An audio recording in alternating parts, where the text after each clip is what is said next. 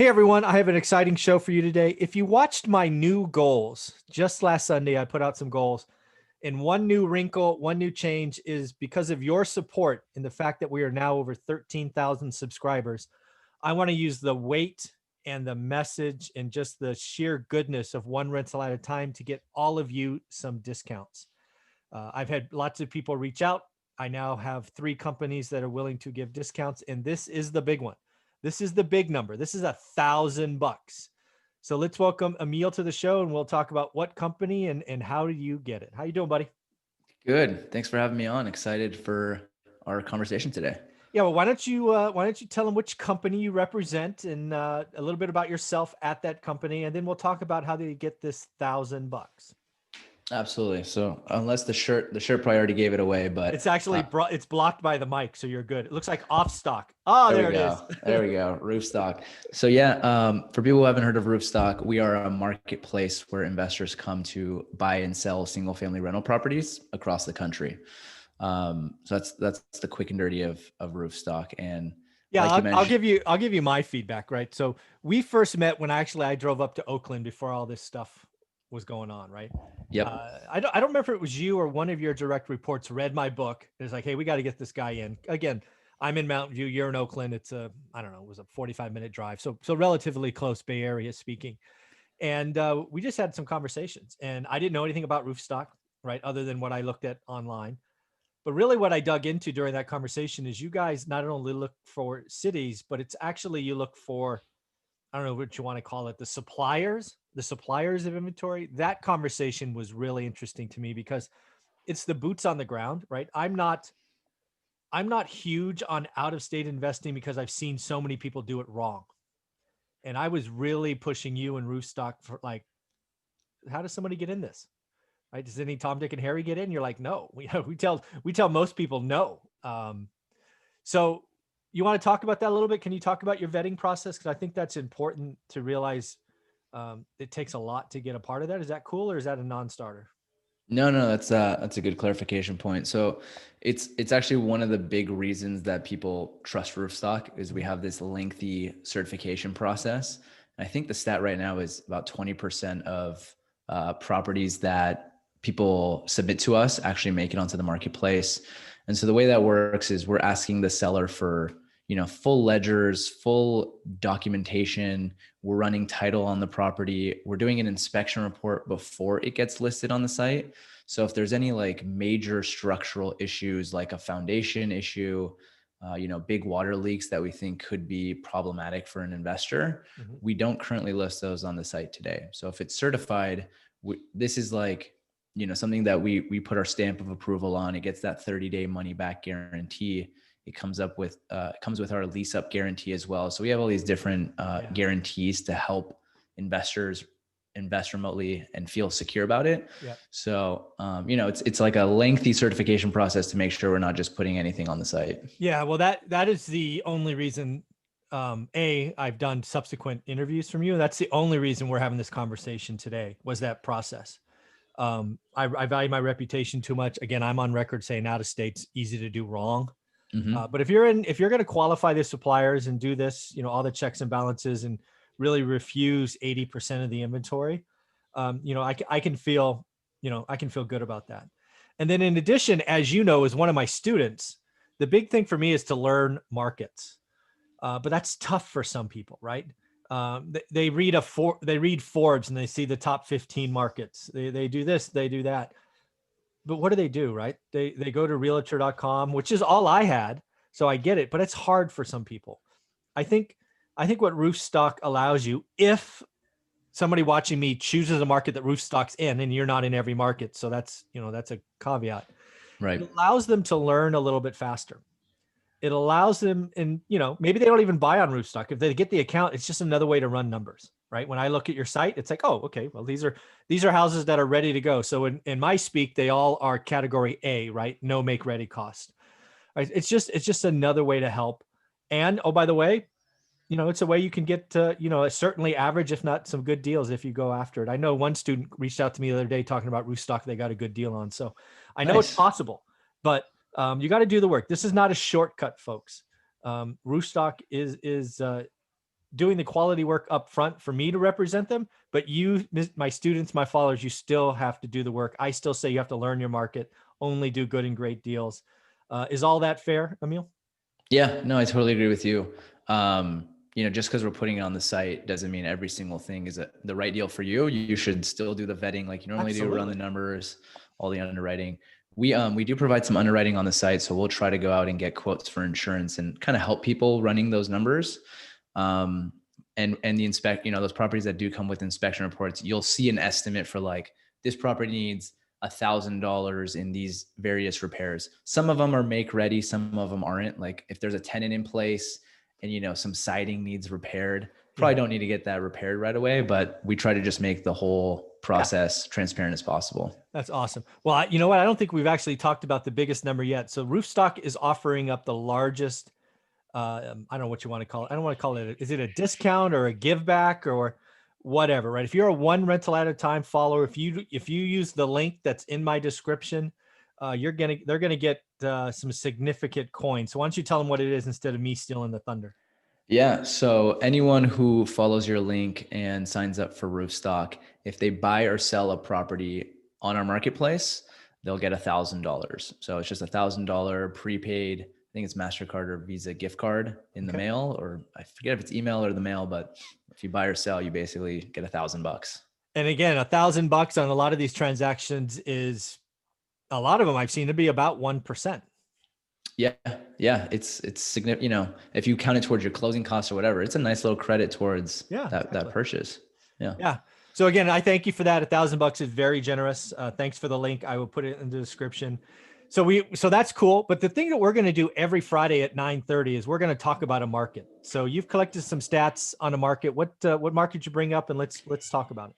Yes. So today we're going to be talking about Birmingham, which has actually been a really, really popular market for us with investors. Mm-hmm. So I think that's Birmingham, Alabama, correct? Right. Yes. Thank you for clarifying. So Birmingham, Alabama, we operate in like 70 different markets.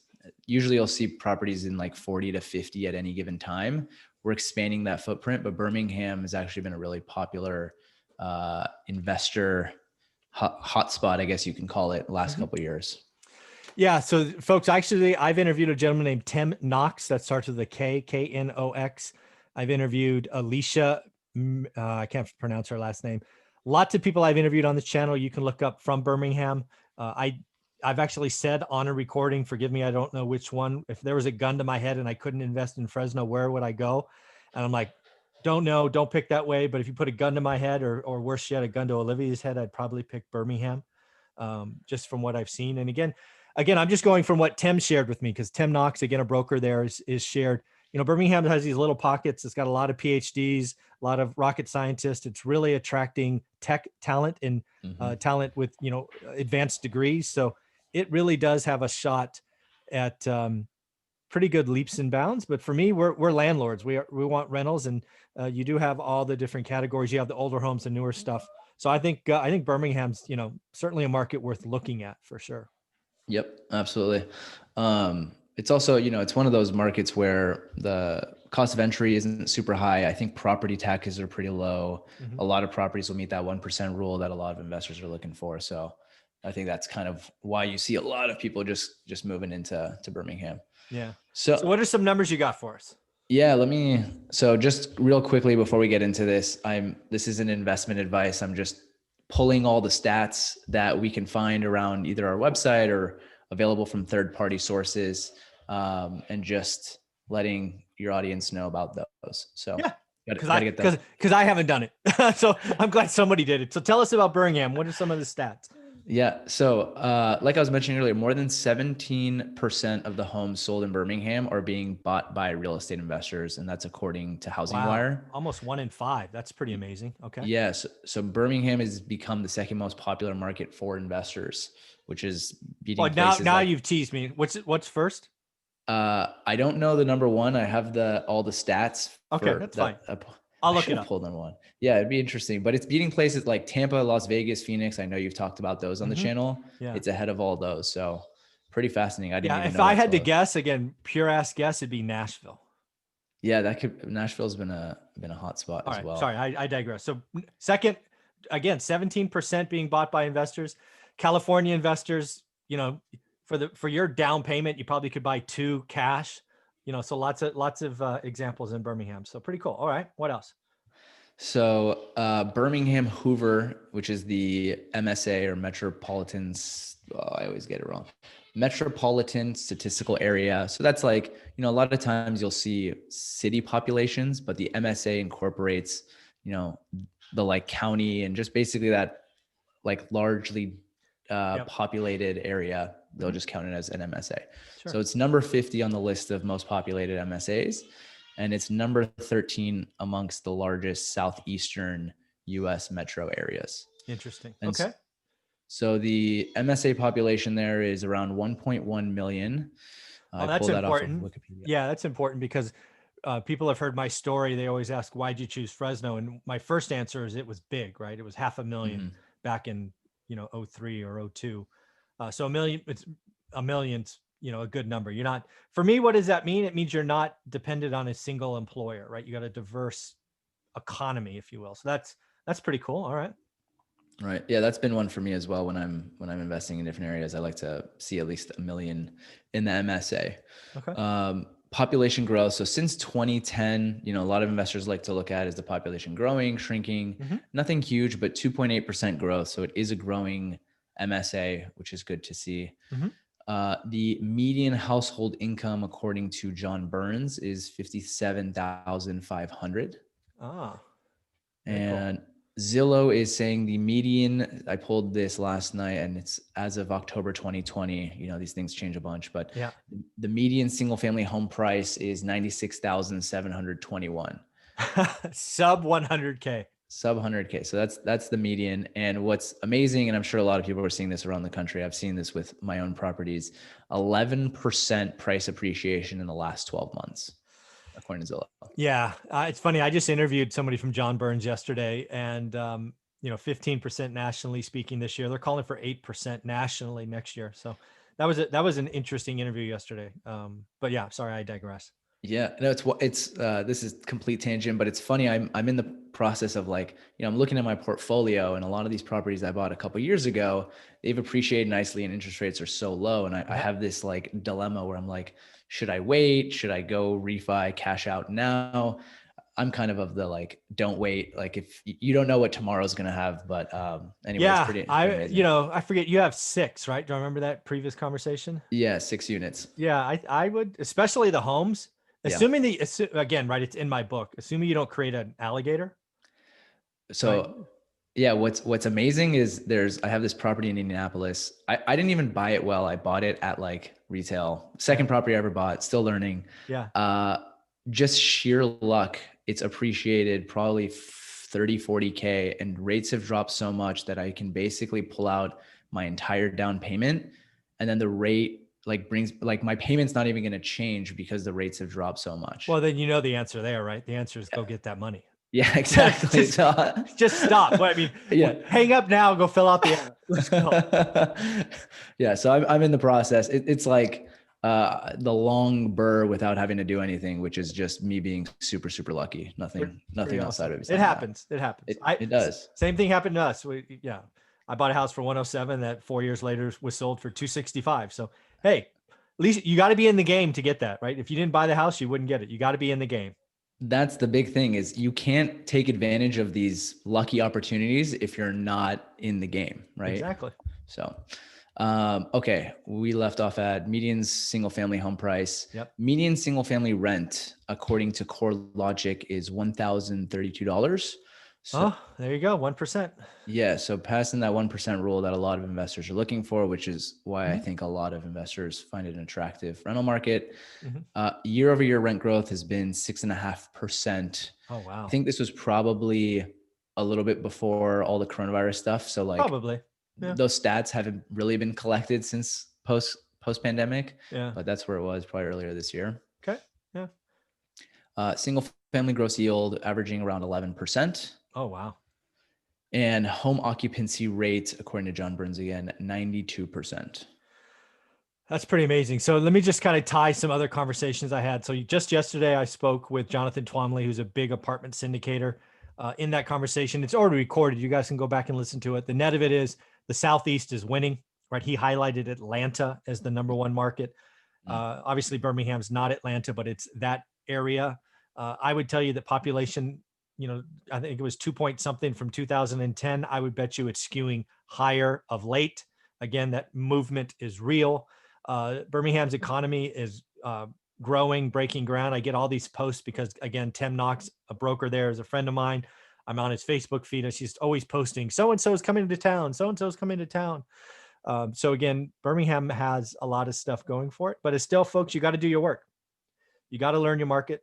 If you watch this and you go on roofstock.com and buy a property today with no homework, you're not following what I preach, right? You got to learn your market. You got to compare deals. You got to be able to tell me what you think Birmingham's average is. And it's your average. It's not some statistics pulled by CoreLogic. It's, hey, this is the asset, the type, the area of Birmingham I want to be in.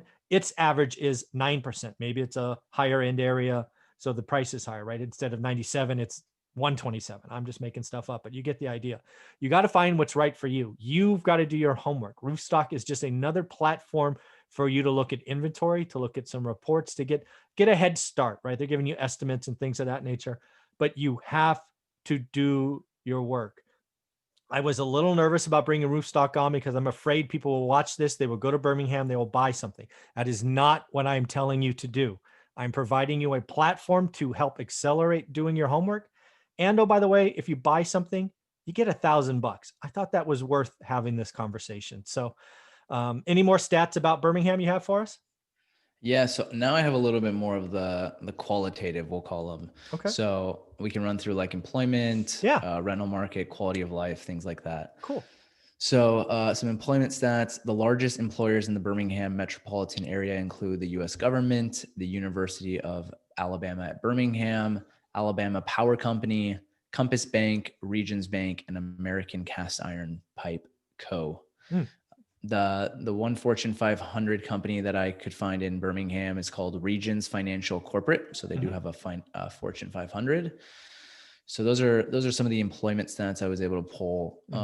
Rental market stats: 47% of the housing units in Birmingham are occupied by renters. So what percentage? I missed that. Sorry. 47. Wow. 50-50 basically. Yeah. That's high cool. Renters market. Yeah. High renters for sure. Okay. That's cool. The neighborhoods in Birmingham with the lowest rents include Collegeville, Harriman Park, and North Birmingham, where average rent is $433 per month. That probably includes, I think, like all rents, not just single family. I'm sure it includes apartments. Yeah. I don't know many single family homes renting for that range. No. And then areas in Birmingham with the highest rents are Central City, Southside Birmingham, and Belmead, where average rents range between $1,517 and $1,642. Okay. All right. So again, when I look at the Monopoly board, when I see stuff like this, we're looking at the Monopoly board. The first set of names you gave me, that's kind of, I'm guessing that's going to be the whole purple and light blue, right? And then the other names you gave me is complete opposite, right? I guess it's Boardwalk and Park Place, right? It's kind of that side of the board. Folks, generally speaking, you don't invest in those two sides. You go to the other two sides, but at least you now know the peak and the bottom, so you can be in between those. But again, local knowledge is important. I don't think you've ever been to Birmingham, have you? I haven't, no. Yeah. So again, you're talking to two guys that are looking at numbers. Talk to people, understand what's going on, look it up, spend some time, do your homework. Again, folks, what am I telling you? We're in an inventory drought right now. Do your homework the next 60 days. Get ready for inventory to come. And it's time. And this is whether or not, everything I've just said is whether or not you look at Birmingham or anywhere else, it is valid regardless. Yep, exactly. I typically am talking to multiple property managers, trying to get a lay of the land because I don't live there. Exactly. So that's like one of the first places I'll start doing boots on the ground. Yeah. Cool. All right. And then we can wrap up with some quality of life. So Birmingham's weather is actually very nice. Wintertime temperatures around 54 degrees Fahrenheit, and summertime highs are 91 degrees. So they have very strong weather. US News and World Report rated Birmingham among the top 90 places to live in the US, and the 74th best place to retire. So, you know, US Report and Forbes, they'll always do these kind of like clickbaity articles ranking all these different cities, but thought it was interesting to at least throw that out there. Yeah, Emil, thank you for doing this. And again, we're going to do this every Friday at 9:30. We're going to talk about a city just to put it out there. Again, helping people. I get asked all the time, where do I go? Where do I go? Well, you know what? We're going to talk about some cities, some areas, and at least give a place some facts to talk about. And oh, by the way, if you go to Roofstock and do this, you can get $1,000. But again, as I've said already, do your homework, do your homework, do your homework. Any closing thoughts? No, I totally agree. We're just rattling off the stats that you can find online, which I think is a good step one to help people say like, oh, that's an interesting market. Let me now really go do my homework. So I fully agree with you. Thanks, buddy. I appreciate it. I'll let you get on with your day. Thanks for having me on. Yep.